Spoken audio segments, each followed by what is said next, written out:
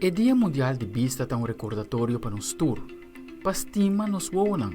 É importante para pensar sempre em saúde ocular e como proteger essa aqui e manter sano agora e para o futuro.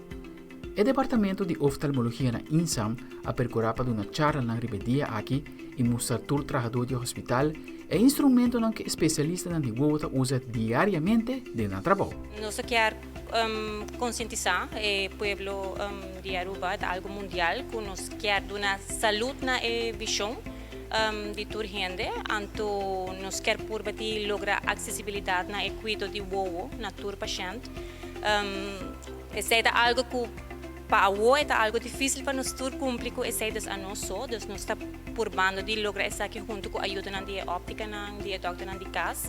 E a parte de esse, nós estamos por bando de bingo planos para prevenção de roupa e maleza que nós temos na Aruba e nós queremos para nos por brindar o cuidado que nós merecemos aqui na Aruba. Fule simang nós celebrar e conscientizar donando charla de conscientização, então awe nós temos open dag na onde cada parte de Oogpoli a preparar nang hockey na onde nanta traha para conta e trajador de imsan que couture nanta hasi diariamente para o paciente.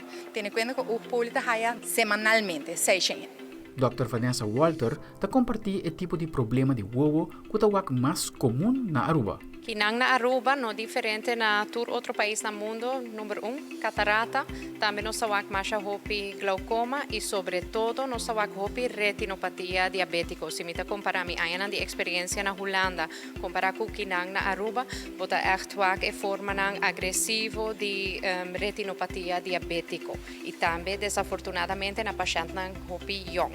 O mundo de especialização na área de oftalmologia avançar roupa que ainda e essa aqui conta para Aruba também.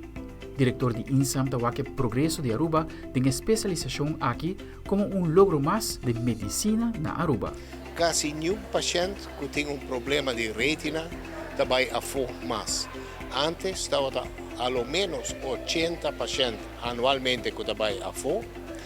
Então na também Colômbia, agora nós estamos mais que 60 pacientes na Aruba mês.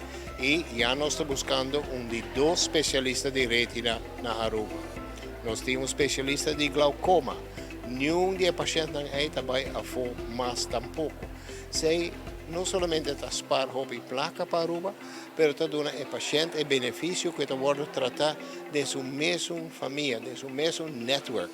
Eigenlijk sei a metade de recuperação capa que vamos ter.